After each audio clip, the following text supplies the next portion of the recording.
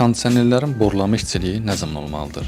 Əslində bu elektrik və santexnik etapında həyata keçirilməlidir. Bu xətlər necə atılır və necə olmalıdır? İndi izah edim sizə. Bu hissədə kondisionerin otağa uyğun kvadratına görə keçən mis borusu olur. Mis borusunun qalınlığı bura qoyulacaq kondisionerin gücündən asılıdır. Yəni kondisionerin gücü çox olduqda mis boru daha qalın, az olduqda isə daha nazik olur. Montaj zamanı mis borudan əlavə qofra ilə su xətləri çəkilir və bəzən təəssüf ki, su xəttini belə bir qofra ilə şaxtaya, sikli su borusuna birləşdirirlər. Bu düzgün çəkiliş forması deyil.